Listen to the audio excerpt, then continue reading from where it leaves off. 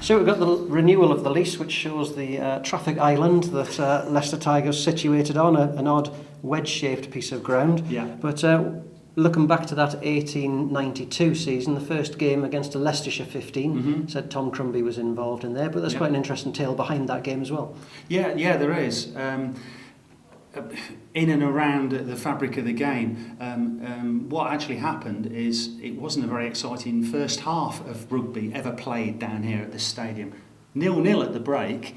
The referee, interesting, was William Wheeler, who was our original president in 1880, and at that time was 72, and he was referee of this particular match. 0-0 at half-time. And reading the newspaper reports from the day, apparently the very first scoring action down here at Welford Road was a drop goal by fullback Arthur McKechnie from outside of his own 25, because there were obviously yards in those days, and that was kicking towards the clubhouse end, so he would have got the first drop goal. And Leicester went ahead 4-0, so 4 points for a drop goal way back when. Shortly afterwards, the first try was scored in the corner by one of the forwards, Arthur Shaw, 2 for the try. So we're now 6-0 ahead, missed the conversion. And we scored 5 tries that day, only one of them converted. And the conversion was worth 3 and the try 2. It added up to 17 in parlance in those days.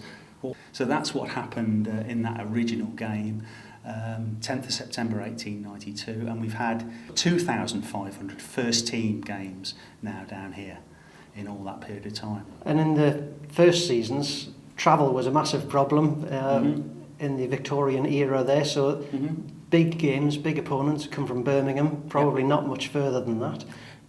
Yeah, if you look at the fixture list, it's interesting how it's expanded over the years, and the boundaries of all of our lives have expanded, but it's all pertaining to travel. So in the early days, if you look at the 1880 fixture list, it's all local stuff. We're playing Coventry, we're playing the Neaton, we're playing and Birmingham as well with Moseley. And then it starts sort of expanding out, and we're starting then, by this particular time, 1892, we're starting to get London teams regularly wanting to come and play at Welford Road.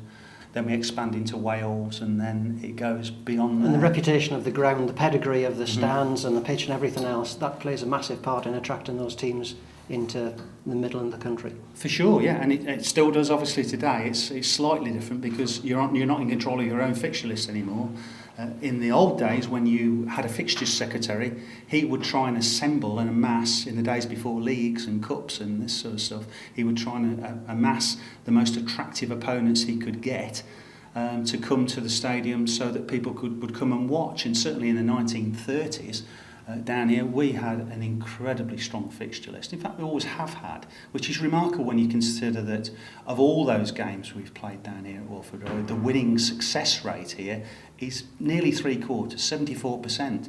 But if you look at them in terms of competitive rugby, so all the major cups, all the major leagues, going all the way back to the Midland Counties Cup even, we're up to 84% winning rate of matches down here. So it's always been very much a citadel for the Tigers.